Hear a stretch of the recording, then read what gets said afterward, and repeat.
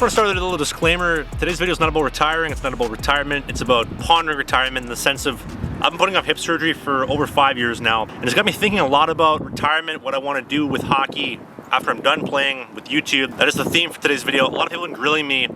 The clickbait has been extreme lately. I've been trying to dial it back. So I'm seeing a hip and a knee specialist today to talk about the surgery, both for both of my hips and for potentially my knee. Reason being, what we thought was an MCL sprain, which would be about 2 to 3 weeks, has turned into almost 12 weeks. Both my trainer, my acupuncture specialist, and myself are thinking something's not right. Like, it's taking almost 12 weeks to heal an MCL sprain, which should only be about 2 to 4 weeks. It doesn't feel the way it should. Jesus. It just feels like there's something wrong. We're thinking maybe like a tear. I hope not, because if it is, I don't need to probably tell you what that means. But I'm at the specialist place right now. This is the place, sports injury place, and they're gonna diagnose me and tell me what's going on, hopefully.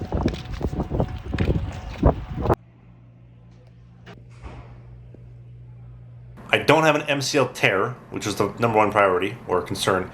There's no MCL sprain either. Then he sent me to go get an X-ray on my shin. So right in this area, I have a stress fracture, he believes, in my tibia, which is about 12 weeks, 100 days for a full recovery, which luckily, they're gonna get me in for an MRI to confirm this and also find out if there's any other damage like in my knee, kind of get like an update on my hips too. So normally it takes about 6 months to get an MRI to get a full scan of everything. I told Doc that I play pro hockey. I'm a pro hockey player and I play overseas professionally. He's like, oh, we can get you in a lot sooner than that. They're gonna get me done in 4 days on Sunday. And it's amazing because if Doc would have looked in the comment section, probably on this video, he would have found out that Travis is just a phony. He actually doesn't play pro hockey. He's a mediocre junior B player who claims to be pro, but he didn't. The comment section's gonna be triggered after that one. Some of the people commenting on that comment section are absolute losers.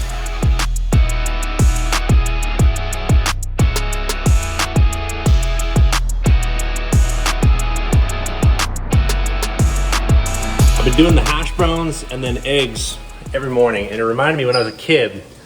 My dad used to tell me, hey son, what does a man with a big have for breakfast every morning? Whoa, whoops, oh, I dropped my monster condom that I used for my Magnum Dong. And I would say, what, Dad? And he would say, well, I'm having bacon and eggs.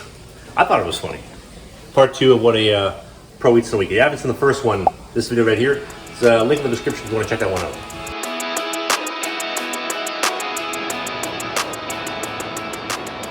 So you notice the awesome shots I have up here. These are all shots that I've obviously taken myself. A lot of them are actually the time lapses that I used in these videos. So I got a pretty awesome view from my apartment. I got a great view of downtown this way. I got another one that way. Problem is my windows, I don't know if you can actually see, they're absolutely disgusting, and the apartment complex isn't cleaning them until that construction's done. So what I got set up, I got all this 5 gum. I got about 5 packs of 5 gum. I'm holding up my cameras here. This is how I take a lot of the shots. Also, I mounted one of my Insta360 1 inches on the edge of the building. It's got like a little sticky mount, like right there. And I've got it plugged in to the wall so she never runs out of juice. And I get awesome time lapses of downtown. Also, the trees are starting to get green again. That's awesome. And the grasses are getting green too. I sound like such an old man talking about green grass. So I'm at Home Depot right now. I'm picking up some Gorilla Glue. One of the projects I'm working on, I'll explain it in a second. Let's call me. No, it's my mother.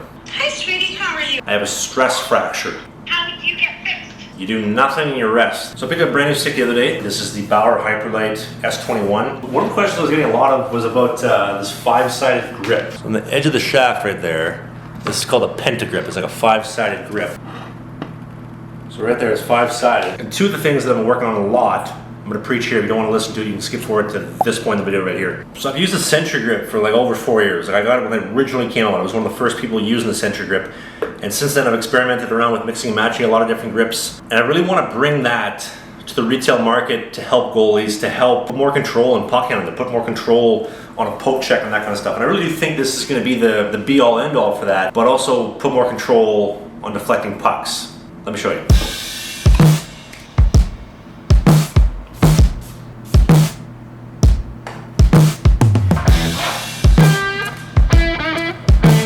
This right here is the Butt Ends line grip. This was a paddle grip specific for goalies. It was about 2 years ago that Rob was trying to bring us to retail. This is the brand new Butt Ends Lion paddle grip. I did some early testing for him. It didn't have the durability. When you're gripping this part of the paddle, it would rip over the curves and the corners. But realistically speaking, like when you're holding the stick, you only grip For the most part down here, you get a lot more control, I thought. The pentagrip shaft right here, unaffected. Still have all 5 sides being accessible. The grip doesn't affect it at all. It just puts better grip on the actual 5 sides of the stick itself. The one problem with that is that the grip didn't stick and it moved around a lot. So I fixed that.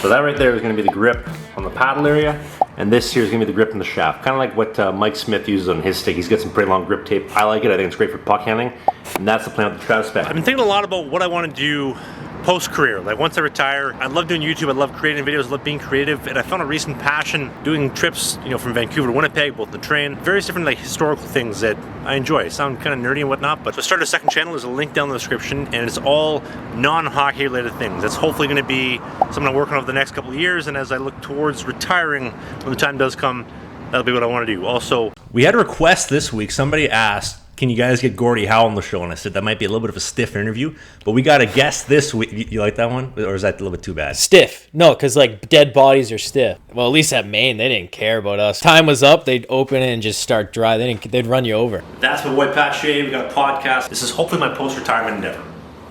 Any last words? Yeah, but first a quick word from our sponsor. See that? We gotta have a talk.